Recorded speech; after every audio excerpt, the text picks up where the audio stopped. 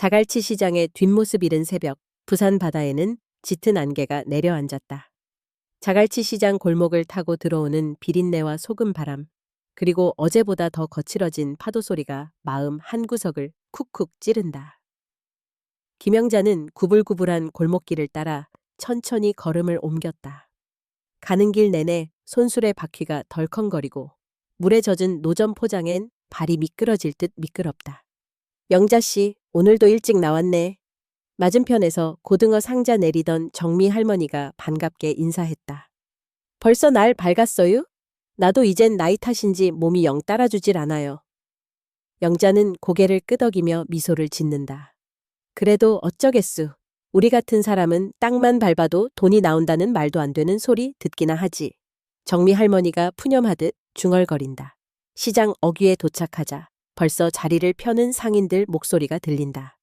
어딜 가든 있는 냉소적인 시선들, 사람들은 가끔 속삭인다. 남편도 없이 혼자 저렇게 몇십 년을. 세상에, 참 기구한 팔자도 가지가지. 영자는 대꾸하지 않는다. 익숙한 듯 물통을 들고 오늘도 방울토마토와 오이, 열무를 진열하기 시작했다. 손끝이 아리다.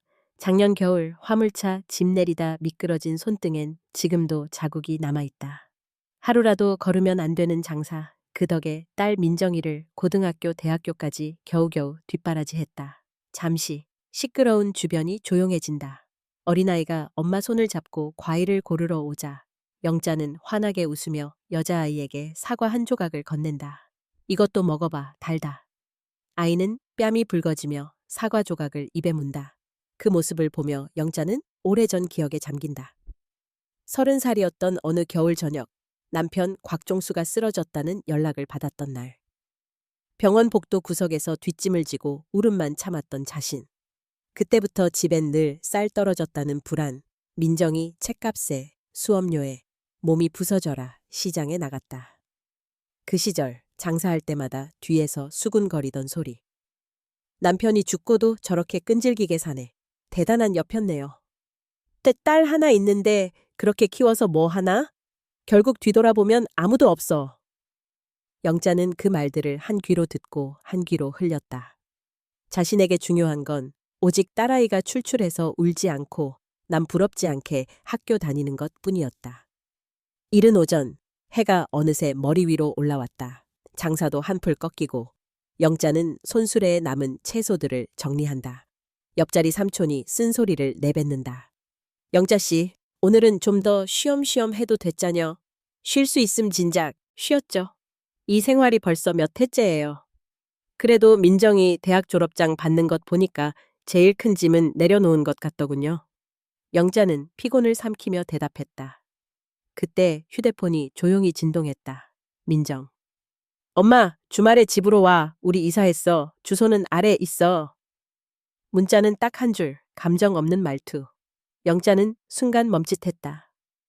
기억 속의 민정이는 어릴 적 푸석한 두 손을 붙잡고 엄마 그만 고생해 라고 울던 아이였다. 그런데 어느새 모른 척하는 어른아이로 변해버린 건가. 문자창을 닫고 나서 한참을 우두커니 앉아 있었다. 옆자리 상인은 슬쩍 묻는다. 딸이 또 무슨 일로 왔대요? 그냥 집들이 한다는군요. 요즘은 애들이 다 바빠서 엄마한테도 소식이 뜸하니까. 냉담한 침묵이 흐른다. 영자는 애써 입꼬리를 올린다. 이제 딸이 잘 살아주면 그걸로 됐다. 수많은 새벽 시장을 버틴 것도 겨우 그 하나 바라서였으니까. 늦은 오후가 돼서야 시장이 파한다.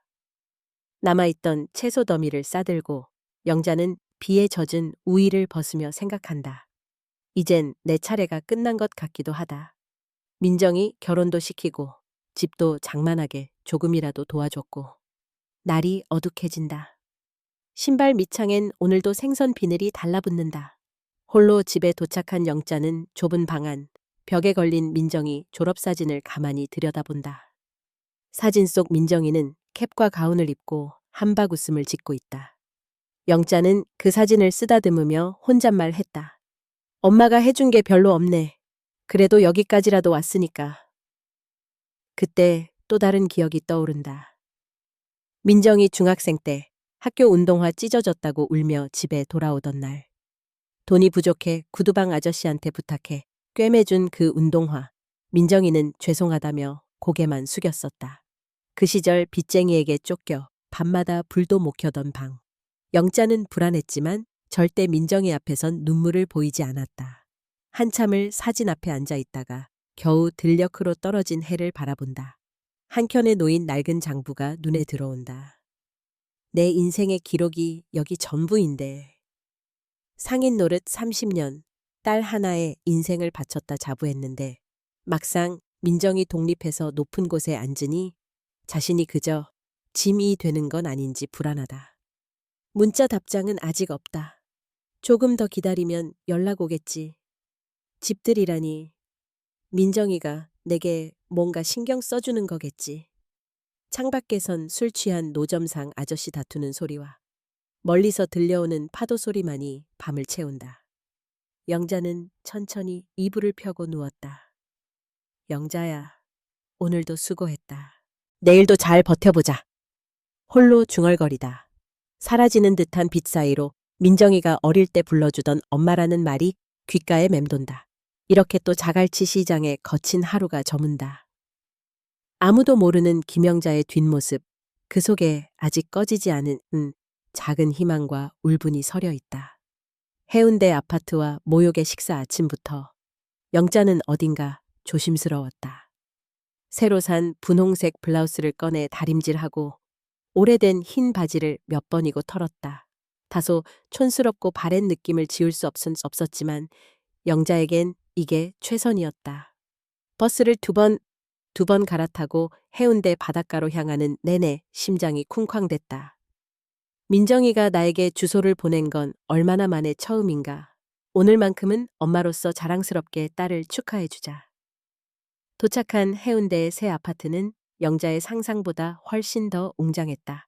대리석 바닥, 싱그러운 관엽식물, 깔끔하게 정돈된 거실, 고급스러운 소파에서 은은하게 향초 냄새가 퍼졌다. 영자는 현관에서 오래된 운동화를 야무지게 벗고 세심하게 구두 주걱까지 써가며 방 안으로 들어갔다. 엄마, 오셨어요. 민정은 디자인이 세련된 원피스를 입고 진한 화장에 미소를 지었다. 영자는 딸의 얼굴을 올려다보며 흐뭇하게 말했다. 집이 참 넓고 좋네. 고생 많았겠다. 민정은 대수롭지 않다는 듯 고개만 끄덕이고는 주방 쪽으로 사라졌다. 잠시 후 각양각색 옷차림의 손님들이 삼삼오오 들어섰다. 민정의 남편 윤석과 그 회사 동료들, 친구들까지 젊은이들의 웃음과 박수 소리가 거실을 가득 채웠다. 야, 이 집 진짜 끝내준다. 민정씨, 음식 냄새 죽인다. 거실 한편 구석, 가장 작은 등받이 의자에 앉아있는 영자는 본능적으로 몸을 움츠렸다. 모두 새집 주인 내외에게 인사를 하며 환호성을 질렀지만 영자에게 시선을 주는 이는 드물었다. 잠시 후 식탁에는 윤기가 번들거리는 갈비찜, 큼지막한 전복구이와 노릇노릇한 새우튀김, 각종 해산물 요리와 컬러풀한 양식 메뉴가 줄줄이 나왔다. 와, 이런 집밥 처음 먹어봐요. 형수님, 진짜 금손이시네요. 민정은 손님들 한 명 한 명에게 음식을 덜어주며 상냥하게 미소를 지었다. 그때 영자는 배에서 꼬르륵 소리가 나는 걸 참을 수 없었다. 시간이 흘러도 민정은 계속 손님들만 챙겼다. 영자는 조심스럽게 민정을 불렀다. 민정아, 엄마도 접시 좀. 그 순간 민정은 표정이 딱딱하게 굳더니 한숨을 푹 쉬었다. 엄마, 잠깐만요. 지금 손님들 음식 끝나면 드릴게요. 영자는 살짝 민망해서 다른 데로 시선을 돌렸다. 부엌 쪽에 다녀온 민정이 금세 작은 접시에 뭔가를 담아왔다. 여러 겹 비닐로 된 포장을 찢는 소리가 조용한 거실에 묘하게 울렸다. 접시 위엔 뜨겁게 든 즉석 라면 한 가닥과 미역 몇 줄기가 툭 얹혀 있었다. 엄마, 이거 드세요. 이가 약하셔서 갈비찜은 좀 부담될 것 같아서 특별히 따로 준비했어요. 작은 국그릇을 들고 온 민정은 속삭이듯 말했다. 하지만 그 소리가 어색하게 거실을 가로질렀다. 순간 손님 한 명이 읊조렸다. 와, 어머님께선 역시 깔끔한 식사 쪽이 좋으시죠. 윤석은 짧게 힐끗 쳐다보며 퉁명스럽게 거든다. 원래 연세가 드시면 소화 잘 되는 게 최고라던데요, 뭐. 식탁 양끝에서 웃음이 실린 조롱 섞인 기류가 흘렀다. 영자는 침을 삼키며 젓가락을 집으려 했지만 손이 덜덜 떨렸다. 갈비찜의 진한 냄새가 코를 찔렀지만 눈앞엔 노란 미지근한 라면 한 덩이뿐이었다. 내가 손님들을 무안하게 할까봐 내가 창피를 준단 말인가? 그때 윤석이 작게 중얼댔다. 노인네는 원래 이런 거 살살 먹으라고 하는 거지 뭐. 괜히 장인어른한테 실수라도 하면 우리 체면 다 구겨질 테니까요. 눈치를 받자 식탁에선 소리가 낮아졌지만 속삭임 하나하나가 귀에 꽂혔다. 주방에서 식기를 닦던 민정의 목소리가 쏘아붙였다. 엄마, 음식 남기시면 제가 다 처리해야 돼요. 이가 아프면 라면만 드세요. 영자는 얼굴이 뜨거워졌다. 몸열감에 화끈거리는 볼이 부끄러움을 넘어서 분노로 일렁겼다. 주변 사람들이 숟가락을 들며 잠깐 말을 멈췄다. 손님, 에이, 어르신, 젊은 날 고생 많이 하셨다면서요. 아무래도 소화가 어려운 건 피하셔야죠. 요즘 젊은 사람도 속 쓰려서 죽겠는데. 손님 B, 그만하세요. 저희 엄마도 라면이나 미음만 드세요. 원래 그런 거 아닌가? 누구도 영자의 입장은 묻지 않았다. 영자는 손이 떨려 그릇을 덜컥 내려놓았다. 국물이 튀면서 무릎에 떨어졌다. 누군가 키득 하고 웃었다. 어머님, 괜찮으세요? 민정은 얄미울 정도로 침착하게 물었다. 그 속에 깊이 박힌 불편함이 보인다. 영자는 숨을 참았다. 여기가 딸의 집 맞나? 어디서 이렇게까지 천덕꾸러기 신세가 되었던가? 그때 윤석이 컵을 쿡 찌르며 말했다. 어머니, 손 많이 가게 하지 마세요. 저희 오늘 손님 상대로 체면 챙겨야 하니까 식사 얼른 마치세요. 민정은 손님들 눈치를 흘기며 화장실로 갔다. 영자는 식탁 앞에서 익숙한 구석 기분과 모멸감을 동시에 삼키며 조용히 남은 라면을 젓가락으로 비볐다. 아무에게도 환영받지 못하는 딸 집에서조차 인겨처럼 내몰린 이 기분. 이건 애써 참을 일이 아니다. 내가 평생을 민정이 하나만 보고 살아왔는데 이렇게 취급당할 이유가 있나? 식사가 끝난 후 민정은 한마디도 없이 뒷정리를 시작했다. 엄마, 설거지 도와주세요.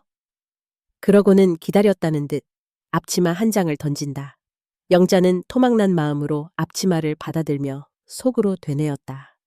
그래도 내 딸인데, 내 새끼인데, 이걸 참고 또 참고. 설거지가 끝나자마자 민정이 압박듯 속삭인다. 다 끝나고 나면 일찍 가셔요. 손님 앞에서 오래 있으면 좀. 영자는 멍하니 거실 소파에 잠시 앉았다. 그 틈에 손님들은 다시 술잔을 들고 왁자지껄 이야기를 나눴다. 창밖으로 보이는 바다는 해질 무렵 빨갛게 물들고 있었다. 영자는 손가락에 남은 라면 국물 냄새를 닦으며 자신이 점점 사라지는 듯한 기분에 사로잡혔다. 온몸에 힘이 빠진다. 내가 여기 왜 왔나? 뭐 하나 축하받으려 했던 내가 바보다. 모든 파티가 끝났을 때 민정과 윤석 그리고 손님들은 누구 하나 영자를 배웅하지 않았다. 영자는 쓸쓸히 현관을 나섰다. 문이 닫히며 민정의 웃음소리가 아주 멀리서 울리는 듯했다. 삭막한 엘리베이터 안 영자는 겨우 눈물을 삼켰다. 민정아, 넌 내가 어떤 마음으로 여기 왔는지 조금이라도 알까? 엘리베이터가 1층에 멈췄다. 영자는 손에 앞치마를 꼭 쥐고 어두운 복도 끝까지 혼자 걸었다. 외로운 밤과 뼈아픈 말, 쓸쓸한 밤바람이 부산 골목을 훑고 지나가고 있었다. 시장에서 남은 상자와 파지들이 골목 어귀에 나뒹굴었고 영자의 발끝은 뜨거운 콘크리트 바닥 위를 힘없이 스쳤다. 그 어떤 거리도 오늘만큼 의미 없어 보였던 적이 없었다. 지친 몸으로 작은 방에 도착하니 달빛이 얇은 창문 틈으로 새어들어와 허전한 공간을 감싸고 있었다. 영자는 벽장에 놓인 달아빠진 이불을 꺼내 앉았다. 그 손에는 아직 해운대 아파트에서 민정이 건넨 조그마한 국그릇이 쥐어져 있었다. 식은 라면 국물이 조금 묻어 있었다. 그 국물을 바라보며 영자는 갑자기 서러운 마음이 복받쳐 올랐다. 내가 정말 이 정도밖에 안 되는 존재였던가. 평생을 딸 하나만 보고 고생했는데 이제 필요 없는 짐인가. 손끝이 덜덜 떨렸다. 영자는 한참이나 자신의 손등을 바라보고 있었다. 거센 시장 생활로 굳은 살이 박이고 파도에 쓸려온 조개껍질 자국같이 검은 흉터가 곳곳에 남아 있었다. 그 상처들은 오직 민정 하나를 지키기 위해 얻은 훈장 아니었나. 하지만 오늘 해운대 아파트에서 들은 말들이 가슴속을 파고든다. 엄마, 남 앞에서 제발 체면 좀 세워줘. 라면만 먹고 조용히 있어. 노인네가 이가 약해서 고기 못 먹는 건 당연하잖아요. 손님들이 쏘아대던 비열한 시선들, 민정의 무책임한 냉대, 사위의 무례하고 야박한 태도, 영자는 속에서 무언가 부서지는 소리를 들었다. 핸드폰을 집어들었다. 민정에게 전화를 걸까 말까 망설이다. 결국 단축번호 1번을 눌렀다. 이 시간에 딸한테 전화해서 뭐라고 하지? 초조함에 손가락에 힘이 들어간다. 전화 신호가 몇 번 울리다가 민정이 받았다. 여보세요? 민정아, 엄만데 오늘 집에서 좀 서운해서 그러지. 너무 바빴던 거니? 민정의 목소리는 시큰둥하게 식어 있었다. 엄마, 아직도 그 얘기야? 손님도 많은데 엄마 때문에 내가 얼마나 신경 쓰였는데. 엄마가 나를 좀 생각해주면 안 돼? 나는 네가 자랑스러워서 가서 축하해주려던 거였어. 엄마 그만 좀 해. 이제 내 앞길에 방해되는 일은 하지 마. 엄마 고생한 건 알겠는데 그걸 들먹인다고 뭐가 달라지는데? 엄마 때문에 내 인생만 힘들어져. 순간 따가운 바람 한 줄기가 가슴을 깊게 파고들었다. 영자는 말문이 막혀 한동안 침묵했다. 그래, 미안하다. 오늘 내가 너무 들떠서 민폐였지. 목소리가 떨려서 마지막 말이 거의 속삭임처럼 사라졌다. 수화기 너머에서 조용한 한숨이 들렸다. 내일 아침에 일찍 나갈 테니까 엄마도 이제 좀 쉬어. 자꾸 이렇게 연락하면 정말 곤란해. 너는 정말 내 딸이 맞니? 영자는 핸드폰을 꺼버리고 이불 옆에 던졌다. 주전자에 물을 끓여보려다 손끝이 자꾸만 미끄러졌다. 아무것도 할 힘이 없었다. 작은 싱크대 위에 식은 밥그릇이 나뒹굴었다. 내가 얼마나 힘들게 너를 먹이고 입히고 학교 보내고.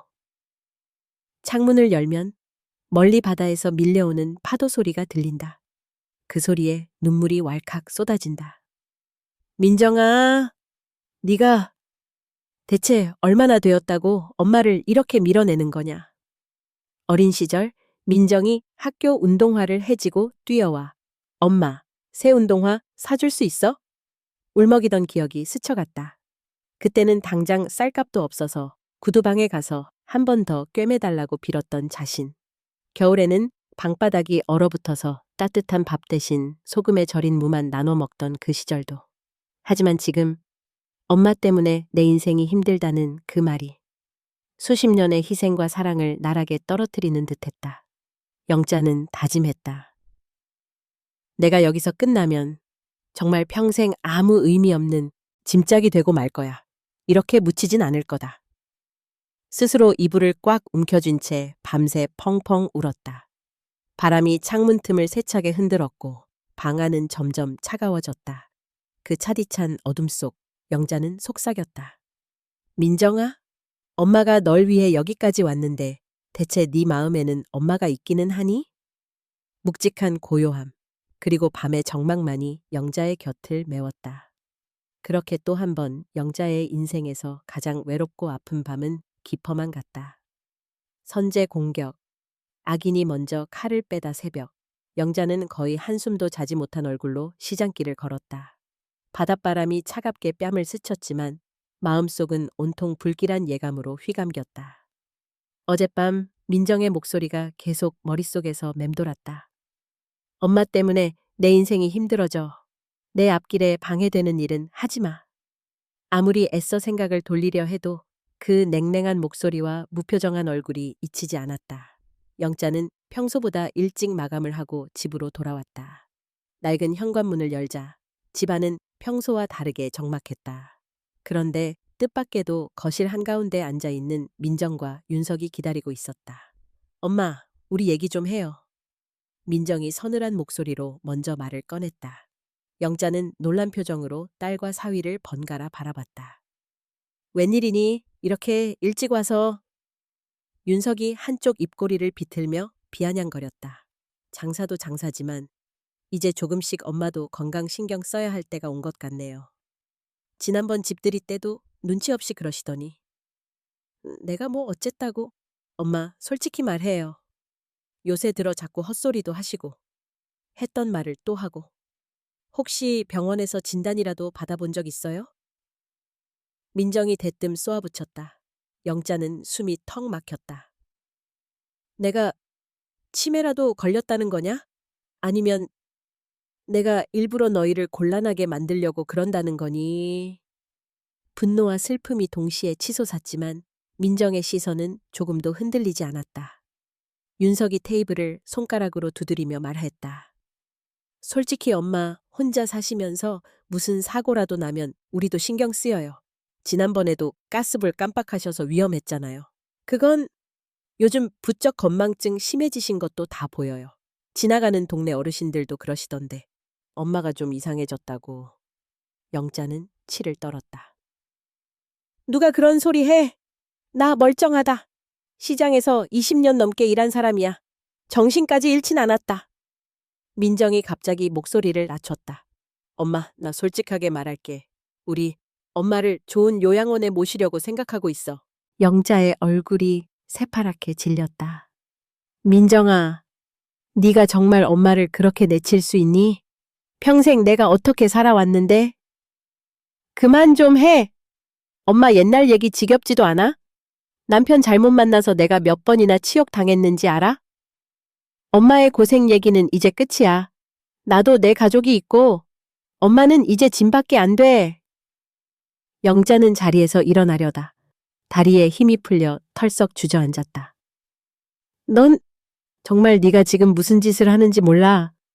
네 아빠 나보고 무슨 일이 있어도 민정이 곁을 지키라고 했는데. 윤석은 피식 웃으며 말하였다. 아, 이제 고집 피우지 마세요. 우리도 곤란합니다. 계약서 이런 거 사인만 해주시면 우리가 알아서 해드릴게요. 민정은 눈을 치켜뜨고 삭막하게 외쳤다. 그리고 엄마, 그동안 엄마가 나한테 돈 써준 거 다 자랑처럼 떠드는데 제발 이제 그만해. 그 과일 장부인가 뭔가 나 보기 싫으니까 치워. 그건 내 인생의 기록이야. 네가 그렇게 하찮게 볼 수 있는 게 아니야. 하찮다고? 엄마 왜 이렇게 계산적이야? 부모가 자식 위해 희생하는 게 당연하지. 그걸 하나하나 기록까지 해가며 들먹이는 것도 너무 치사해. 영자는 아프게 숨을 몰아쉬었다. 윤석이 기어이 말을 받는다. 이러다가 진짜 치매 심해지면 그때는 우리가 더 책임질 일이 커져요. 미리 요양원에 가시는 게 다 어머님을 위한 거죠. 민정은 숨을 꾹 참고 말했다. 엄마, 지금이라도 사인해. 우리 더 이상 이렇게 안 살아. 엄마가 우리 가족 망치는 것도 오늘로 끝이야. 영자는 들고 있던 과일 장부를 부들부들 떨리는 손으로 꼭 쥐었다. 내가 죽어도 이걸 너한테 넘기지 않을 거다. 나 함부로 안 한다. 윤석은 그 장부를 빼앗으려 팔을 잡아당겼다. 이 촌스러운 공책 한 권 때문에 가족이 박살나는 거다. 알아? 민정은 급기야 소리를 질렀다. 엄마, 미쳤어? 도대체 왜 이렇게까지 고집을 부려? 우리만 나쁜 놈 만들어 놓고. 거실에 냉기가 돌았다. 영자의 눈에서는 참았던 눈물이 주르륵 흘러내렸다. 내가 대체 뭘 그렇게 잘못했길래 내 딸이 내 손에 나를 버릴 생각까지 하냐? 윤석이 마지막 한마디를 내뱉었다. 선택은 어머님 몫입니다. 그렇지만 고집 부리면 솔직히 우리도 다르게 나갈 수밖에 없어요. 민정도 옆에서 씁쓸하게 중얼거렸다. 엄마, 남의 가족에 신경 꺼줘. 내 인생에서 엄마 역할 이제 끝이야. 순간 영자의 머릿속에서는 모든 소리가 멀어졌다. 딸아이의 고압적이고 적대적인 목소리만 비수처럼 심장에 꽂혔다. 그날 밤 영자는 다시는 돌아가지 않을 것 같은 진한 저주와 분노, 그리고 끝없는 좌절 속에서 조용히 방 구석으로 몸을 접었다. 이 세상에 진짜 내 편은 아무도 없는 걸까? 악인이 먼저 던진 칼날에 영자의 심장은 천천히 무너지고 있었다. 핏빛 회상. 사랑의 증거밤은 깊었다. 바람이 창문을 무겁게 두드리고 영자의 마음은 짓눌린 듯 무거웠다. 무릎 위에는 몇 년째 만지지 않던 낡고 두꺼운 공책, 그리고 다 쓰다만 연분홍 편지 꾸러미가 놓여 있었다. 작은 손전등 하나 켜고 영자는 그 빛에 이끌리듯 장부 첫 장을 조심스럽게 펼쳤다. 종이 위 수많은 금액과 날짜, 민정 등록금 30만 원, 신발값 1만 원, 급식비 5천 원. 삐뚤빼뚤한 자신의 글씨체가 시간의 먼지와 함께 빛발했다. 그 아래에는 힘내 영자야. 민정이 잘 커야 내 삶도 보람있다라는 단 한 줄 다짐이 덧붙여져 있었다. 그녀는 선명한 싸늘한 피자국이 묻은 어느 장을 손끝으로 쓰다듬었다. 과거의 한 장면이 불쑥 강렬하게 떠올랐다. 수십 년 전 폭우가 퍼붓는 자갈치 시장. 영자는 비를 피할 장소조차 없이 판자를 덮어 씌운 채 젖은 손으로 씻은 채소 더미를 일일이 추슬렀다. 아줌마, 이거 뭐야? 상한 거 아니에요? 그냥 막 가져오면 누가 사겠어? 한 손님이 소리를 지르자 영자는 손에 잡히는 대로 싱싱한 부분을 골라내 또다시 물로 헹궜다. 그때 미끄러운 바닥에 발이 휘청. 손수레에 매달려 있는 철제 손잡이에 손등이 깊게 베었다. 따뜻한 피가 비와 섞여 바닥으로 후두둑 떨어졌고 말없이 씹은 입술에서 신음이 새어나왔다. 손님들은 살짝 비웃거나 외면해버렸다. 아이고 별꼴이네. 저렇게 살아서 남는 게 뭐가 있을까? 영자는 왼손으로 피를 닦으며 오른손으로는 비닐봉지를 꿰매고 장부에 하루 매출을 기입했다. 한 방울, 두 방울 핏자국이 그 장부 귀퉁이에 번졌다. 영자는 테이프로 덧붙인 빛바랜 병원 영수증들을 하나하나 매만졌다.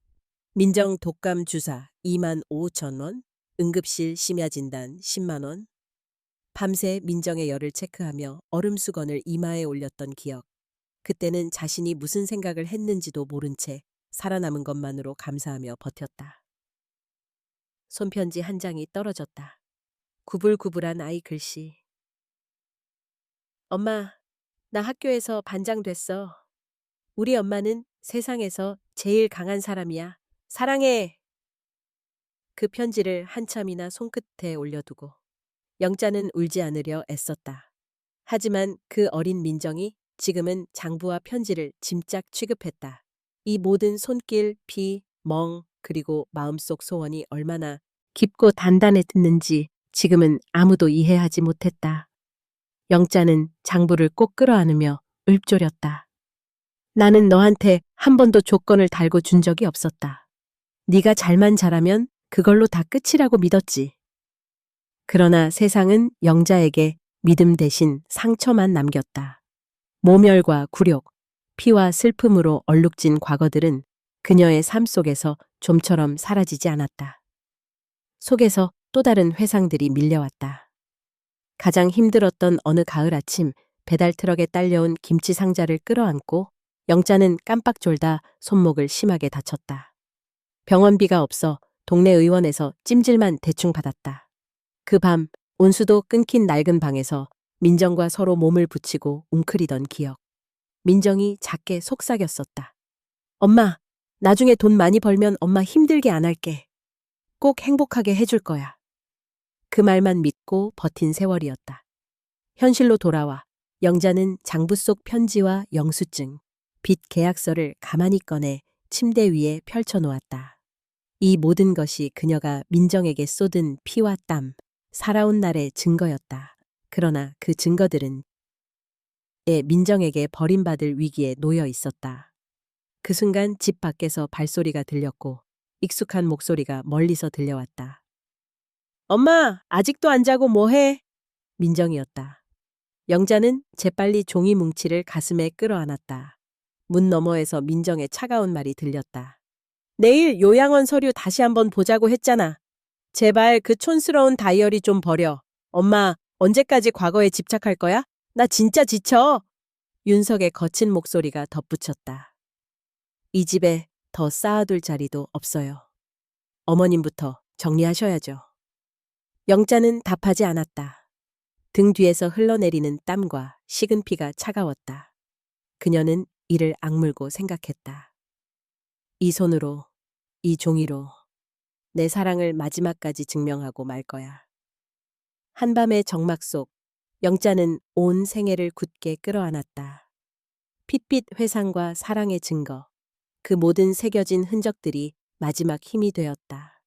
대면, 법적 싸움의 시작, 다음 날 아침, 영자는 아주 오랜만에 새벽 시장에 나가지 않았다. 장터에서 맞은 검은 손마디, 자잘한 핏자국이 굳은 채 장부를 껴안고 밤을 샜기 때문이다. 해가 막 힘없이 떠오를 때 영자는 낡은 손가방을 챙기고 길을 나섰다. 동사무소 건물 앞에 다다랐을 때 그녀의 심장은 사나운 파도처럼 요동쳤다. 여기서 무너질 순 없어.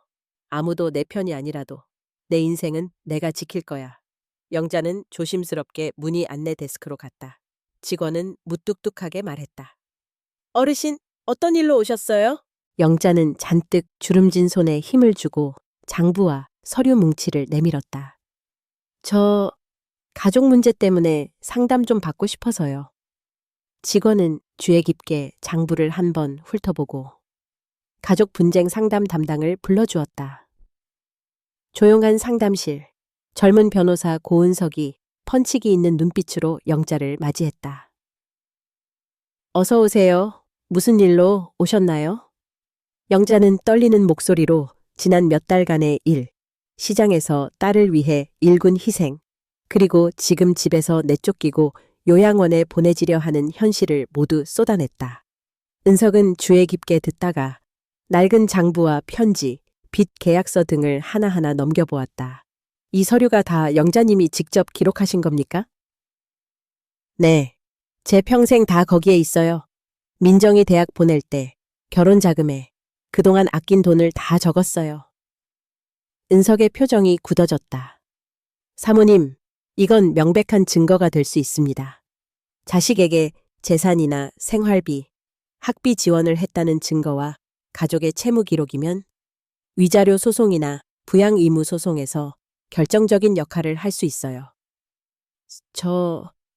정말로 이걸로 싸울 수 있을까요?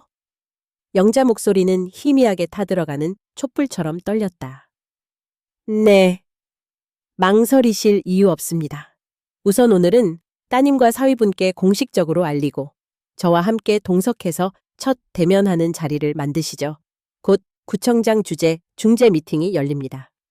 몇 시간 뒤 구청 내 분쟁 조정실.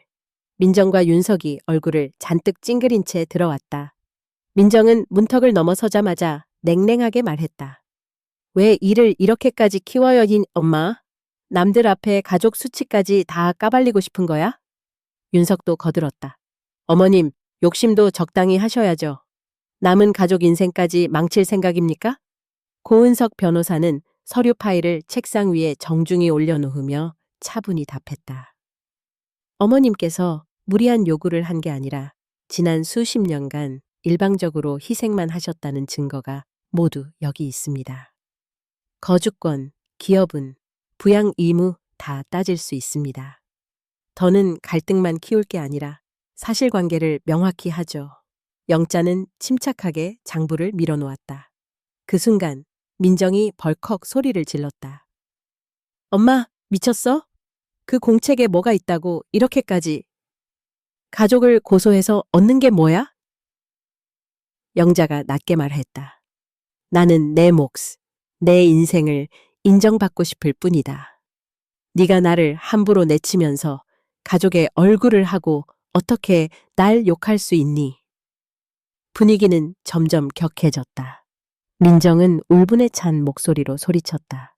엄마가 준 돈, 시간 다 내가 원해서 받은 줄 알아? 엄마가 시켜서. 했잖아. 지금 와서 원망하면 다 뭐가 돼? 윤석은 책상을 두드리며 말했다. 그 장부, 증거로 쓸 수 있다곤 해도 다 어머님이 자발적으로 하신 거잖아요. 지금 흔들리는 정보 갖고 가족을 망가뜨릴 셈입니까?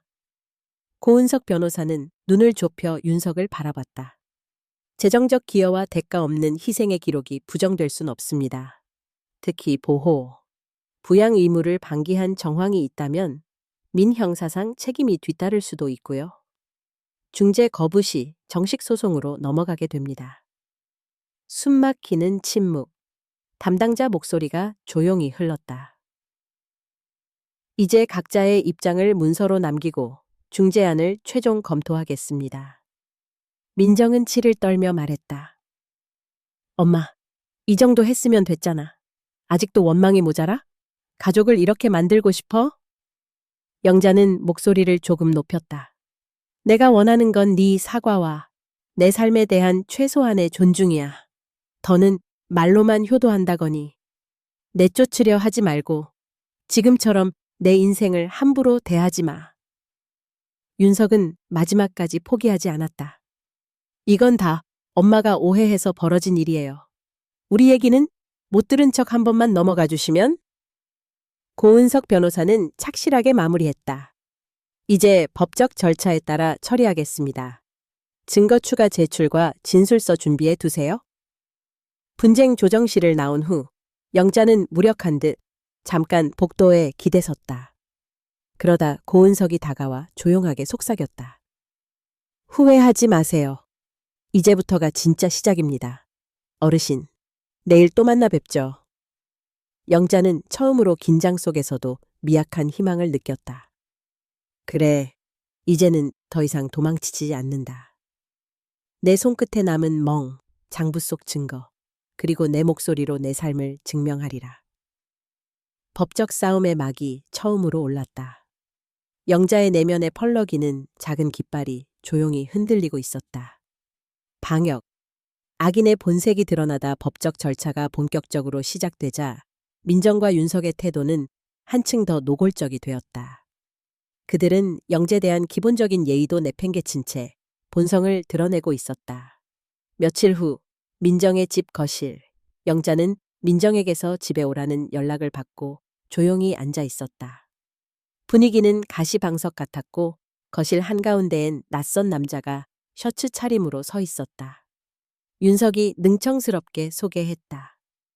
어머님, 이분은 신경과 전문의세요.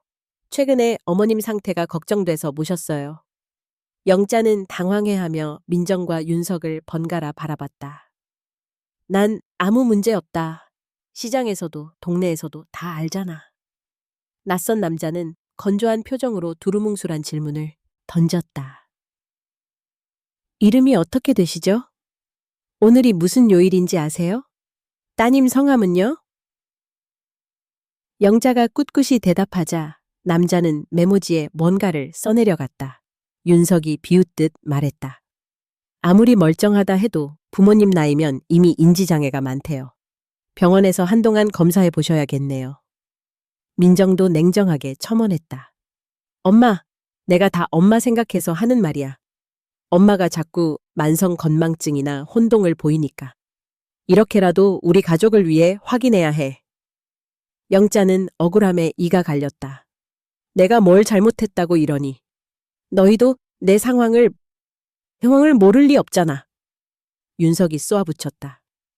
솔직히 어머님이 그 장부 들고 다니는 것도 이상해요. 남이 보면 치매 증상 아니냐고 하겠어요. 낯선 남자는 차트를 정리하고 슬그머니 사라졌다.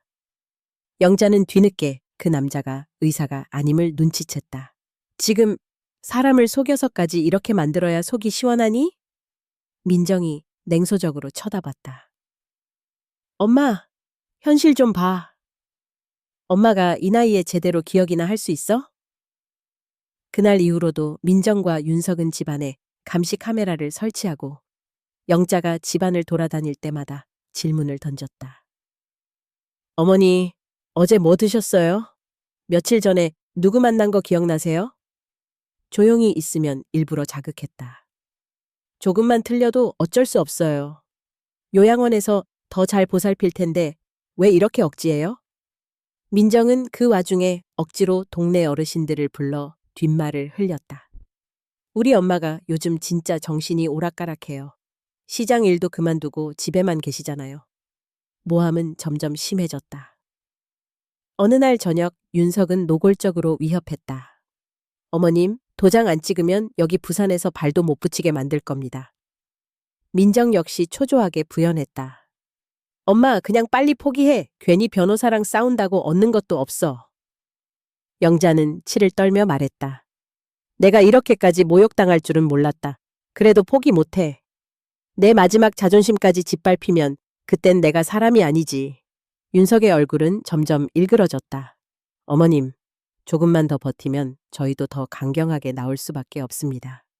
민정은 마치 짐짝 다루듯 영자를 방에 밀어넣고 문까지 잠궜다.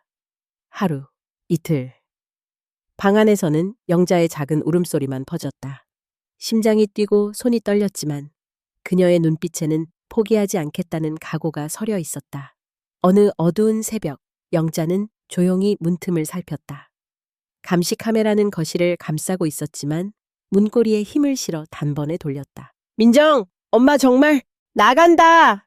대답이 없었다. 한 걸음 한 걸음 그녀는 복도를 걸어 현관문을 열고 뛰쳐나갔다. 쏟아지는 눈물과 바람 속 영자는 터덜터덜 시장 골목까지 달렸다. 숨을 고를 틈 없이 심장은 넘어질 듯 뛰었고 그저 이대로 무너질 순 없다는 외침만이 몸을 밀었다. 한참을 울고 나서야 그녀는 마른 손바닥으로 눈물을 닦고 이렇게 중얼거렸다. 나 아직 끝나지 않았다. 무엇을 해도 내 인생을 내 손으로 지키겠다. 찬란하게 새벽 해가 떠오르고 있었다. 다시 찾은 존엄, 자기 가치를 깨닫다 저벅저벅 바닷바람에 휩싸인 새벽길. 온몸이 얼어붙은 채 영자는 자갈치 시장 입구에 멈춰섰다. 깊은 허탈감과 모멸, 외로움이 뒤엉킨 심장으로도 이곳만큼은 늘 온기를 품고 그녀를 맞아주는 곳이었다. 칠흑같이 어두운 시장 골목 한켠에서 세월의 흔적이 고스란히 녹아든 동료 아주머니들의 웃음소리가 들렸다. 어머, 영자씨, 그 얼굴이 어쩐 일이야. 영자의 얼굴에 번진 상처와 퀭한 눈동자에 모두가 깜짝 놀랐다. 막내 희숙이 따뜻한 흰죽을 내밀며 속삭였다. 힘들 때는 우리끼리라도 의지해야지. 여기서 포기하면 지는 거야. 시장의 딸이 이렇게 쉽게 쓰러져서야? 다정한 손길과 상냥한 위로가 쉰 목울림을 적셨다. 점점 영자의 숨이 트였고 그동안 차마 누구에게도 꺼내지 못했던 억울함이 조용히 터져 흘러나왔다. 밤새 당한 치욕과 딸의 위선, 모진 말투, 모두가 그녀의 말을 묵묵히 들어주었다. 김 아주머니가 무거운 침묵을 깨며 말했다. 영자야, 네가 평생 어떻게 살아왔는지 우리 다 알지 않니? 그렇게 쉬운 여자였으면 여기까지 못 버텼다. 희숙이도 곁에서 재촉했다. 포기하지 마. 우리가 증인 되어줄게. 영자 씨의 피와 땀이 얼마나 값졌는지 세상 사람들도 알아야 해. 순간 영자의 눈에는 따뜻한 눈물이 맺혔다. 고마워. 나 너무 오래 내 인생을 부끄러워만 하며 산 것 같아. 이젠 자존심도 버리고 싶지 않아. 장바구니 끈을 손에 꼭 쥔 그녀는 다시는 아무에게도 무력하게 짓밟히지 않으리라 다짐했다.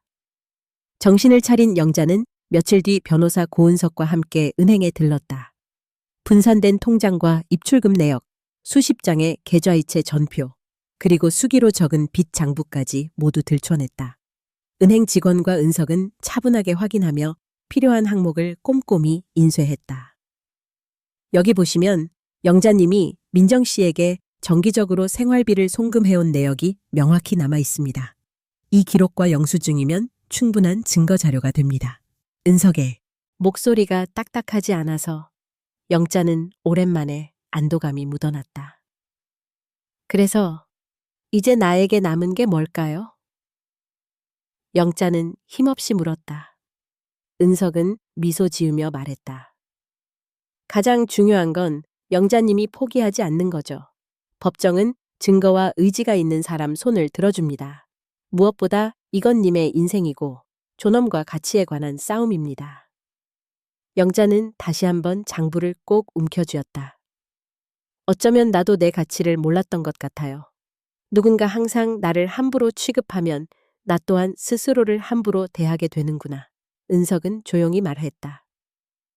이제 다시 시작하세요. 민정 씨 가족이 쇼를 하거나 위증을 시도해도 증거와 증인이 있으면 진실은 반드시 드러납니다. 마지막으로 혹시 더 지키고 싶은 게 있나요? 지금이 기회니까요. 영자는 깊이 생각했다.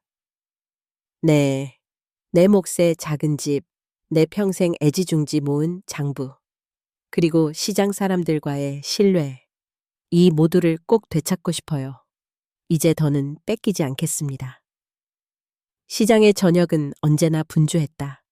옛 친구들은 영자 곁에 햇살처럼 모여주었고, 영자는 비로소 고개 숙이지 않고 앞을 바라볼 수 있었다. 조용히 전화를 걸었다. 변호사님, 그 사람들 민정 부부 이 누군가를 매수해서 거짓 증언을 하려는 것 같아요. 시장 아주머니들 중 몇 명이 이미 압력을 받았다고 합니다.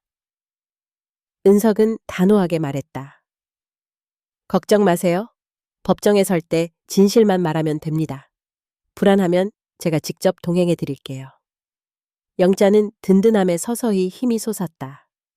난생 처음 당신이 얕보는 그 여자가 아닌 온전한 자신의 이름으로 피와 땀, 상처와 희망이 모두 깃든 삶을 증명하고 싶었다. 윗집 할머니가 팔을 붙잡으며 말했다. 영자야, 이겨야 한다. 그래야 우리 같은 사람들이 더는 억울하지 않아. 내 싸움이 내 싸움이기도 해. 영자는 빙그레 미소 지었다. 그날 밤 영자는 다시 스스로에게 속삭였다. 그래, 나는 끝까지 버틸 거야. 내 가치는 누구도 함부로 깎을 수는 없어. 내가 나를 지키지 않으면 세상은 절대로 인정해주지 않으니까. 이윽고 영자 앞에 작고 단단한 희망의 문이 열리고 있었다. 심판과 붕괴 낡은 법원 복도 끝자락. 영자는 두 손 가득 장부와 서류 뭉치를 안고 미동도 하지 않았다.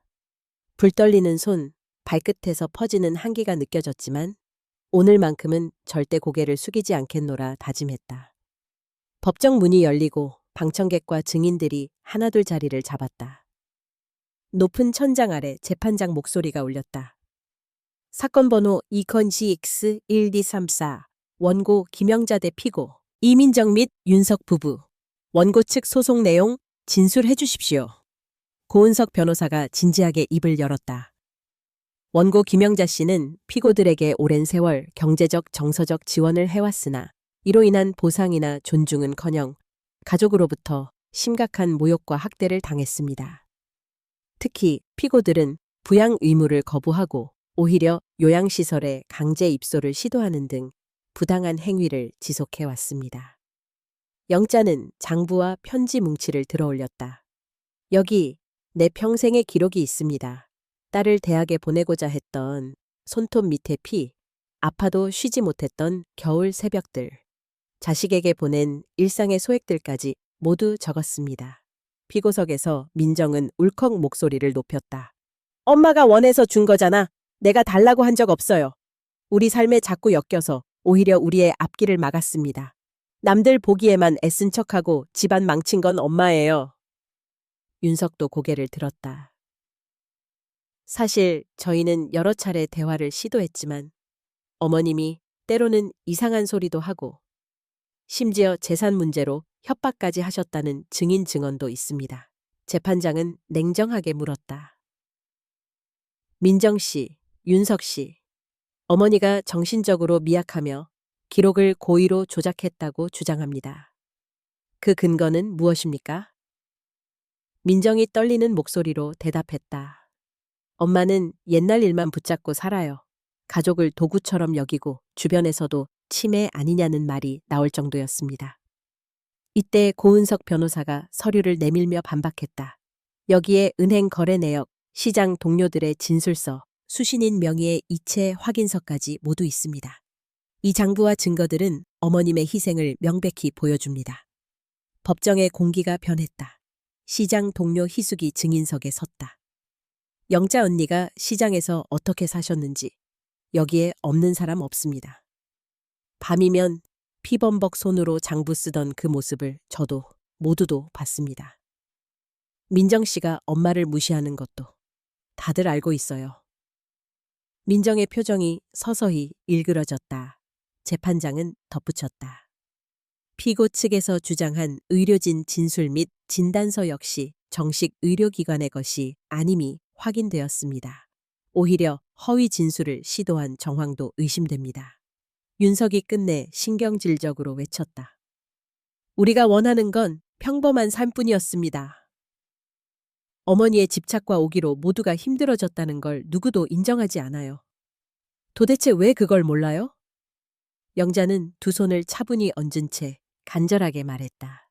나는 가족을 위해 내 모든 걸 줬다. 너희에게 바라는 건 돈이 아니라 최소한의 진심과 존중이다. 나는 내 피와 땀, 사랑이 쓰레기가 아니었음을 인정받고 싶을 뿐이다. 재판장의 목소리가 법정을 다시 울렸다. 원고의 자료와 다수 증인의 일관된 증언, 금융 내역 등을 종합할 때 피고의 일방적 주장은 정당성을 인정받기 어렵습니다. 한숨, 침묵, 방청객의 시선이 민정 윤석 부부에게 쏠렸다. 그토록 냉담하던 민정은 결국 책상 위에 얼굴을 묻으며 흐느꼈다. 윤석 역시 붉어진 얼굴로 말을 잇지 못했다. 가족이라는 이름으로 쌓아온 그들의 위선, 법정 앞에선 더 이상 감출 수는 없는 나락이었다. 영자는 흐르는 눈물을 훔치며 한 번도 받아본 적 없는 정의라는 이름의 온기를 가슴에 새겼다. 법정 밖 동료 아주머니들이 영자의 어깨를 감쌌다. 고생 많았다, 영자야. 이겨서 기쁘다기보다 내 용기와 자존심이 자랑스럽다. 영자는 고개를 끄덕이며 속삭였다. 내 모든 흔적이 비로소 존중받았어. 이게 내 남은 삶의 시작이야. 가을 햇살이 식은 눈물 위로 따스하게 내려앉았다. 재탄생, 행복의 종소리 법정에서 승소한 후에도 영자의 마음에는 긴장이 한동안 가시지 않았다. 자신을 내몰았던 가족, 세상에 대한 불신, 그리고 오랜 세월이 남긴 상처와 외로움이 완전히 사라지진 않았다. 그러나 어느 아침 영자는 미지근한 햇살 아래 창을 열고 오래된 집 안 구석구석을 천천히 둘러보았다. 바닥에는 한때 짐, 쓰레기라며 내던져졌던 추억의 장부와 사진, 오래된 식칼, 부러진 빗자루, 시장 플라스틱 바구니가 어지럽게 널려 있었다. 영자는 한참 동안 손끝으로 옛 장부와 편지, 동료들의 명함을 쓰다듬었다. 이제는 내 손으로 내 삶을 다시 세우자. 결심하듯 그녀는 집을 깔끔하게 치우고 법정에서 되찾은 자산으로 작은 상가를 계약했다. 며칠 후 자갈치 시장 입구에 김영자의 신선 야채 작은 간판이 걸렸다. 시장 사람들이 하나둘 찾아와 환하게 인사했다. 영자야, 정말 해냈구나. 여기야말로 네가 있어야 할 자리야. 많은 사람들이 축하 인사를 전했다. 그중 몇몇은 그토록 혼란스러웠던 소송 기간 내내 영자의 용기와 고통을 지켜봐 왔다. 희숙은 울먹이며 말했다. 언니네는 우리 시장에서도 제일 꿋꿋한 사람이야. 이제 누구 눈치도 보지 말고 하고 싶은 대로 마음껏 살아. 영자는 부끄럽고 고마운 마음에 고개를 숙였다. 그토록 두려웠던 세상도 따스한 온기와 진심으로 다가오면 다시 품을 수 있다는 걸 처음 깨달았다. 가게 오픈 첫날, 영자는 검은 손마디와 살결이 남은 수많은 삶의 흔적이 새겨진 손으로 장부를 펼쳤다. 새로 산 펜으로 2025년 6월 13일 첫 판매, 감자 4kg 고 매출 16,000원이라고 또박또박 적었다. 그 순간 세상이 고요해졌고 어릴 적 민정을 등에 업고 시장 길을 뛰던 그날의 기쁨이 문득 되살아났다. 가게에는 지역 방송국 취재진이 찾아왔다. 김영자 사장님, 지금 이 순간 가장 소중한 것이 무엇인가요? 영자는 곧고 단호한 시선으로 카메라를 응시했다. 저는 동정이나 동감을 원하지 않아요. 제 삶, 제가 흘린 땀과 피, 저를 위해 끝까지 포기하지 않았던 마음이 오늘의 저를 만들었어요. 내 몫을, 내 가치를 내 손으로 찾은 게 정말 자랑스럽습니다. 인터뷰가 방송을 타자 사람들의 응원이 쏟아졌다. 시장은 점차 활기를 띠었고 영자의 가게 앞으로 새로운 단골들이 줄을 섰다. 한편 한때 그녀를 외면했던 민정과 윤석, 소문은 빠르게 퍼져 이웃들은 그들의 이중성과 모진 태도를 공개적으로 비난했다. 민정은 한동안 사람들의 시선을 피해 집 밖에 나가지 못했다. 가족이라는 이름에 가려 자신만을 생각했던 과거가 마침내 모든 이들 앞에서 드러난 것이다. 영자는 딸과 사위에게 더 이상 복수나 증오로 대하지 않았다. 전화로 마지막 인사를 건네며 조용히 말했다. 너희에게 내가 바라는 건 이제 없어. 다만 나의 삶과 선택에는 그 어떤 비난도 욕심도 내지 않았으면 해. 그녀의 목소리는 더 이상 떨리지 않았다. 진정한 독립과 용기가 무엇인지 스스로가 가장 잘 알고 있기 때문이었다. 여름이 깊어질 즈음 영자의 가게는 지역 어르신들이 모여 수다도 떨고 차도 마시는 작은 쉼터가 되었다. 노인복지관 관계자가 찾아와 영자의 경험담과 용기를 할머니들에게 전해달라 부탁하며 손을 잡았다. 영자는 잠시 망설였지만 이내 마이크를 잡았다. 살다 보면 정말 견디기 힘든 날이 있어요. 하지만 진짜 힘은 남이 들어 올려주는 게 아니라 스스로를 한 번 더 일으켜 세우는 데서 나옵니다. 항상 내 가치를 마지막까지 붙들고 자존심을 잊지 마세요. 강연이 끝난 뒤 한 할머니가 조용히 다가와 말했다. 영자 씨, 이제 진짜 행복하세요. 우리가 다 지켜봤어요. 누구보다 자랑스럽고 저도 내 삶을 다시 돌아보고 싶어졌어요. 저녁이 오고 가게 셔터를 내리면서 영자는 오늘의 매출을 다시 한번 장부에 기록했다. 어느새 두 손끝의 상처도 아물고 얼굴에는 잔잔한 미소만이 번졌다. 그 누구의 동정도, 누구의 허락도 필요하지 않아. 내가 내 인생의 주인이라는 것, 내가 나를 인정하는 순간이 바로 진짜 행복의 시작이야. 삶의 종소리가 고요한 시장과 영자의 가슴에서 천천히 울려 퍼졌다. 오랜 세월 짓눌려왔던 무게가 비로소 벗겨지는 듯 영자는 새로운 내일을 향해 미소 지었다.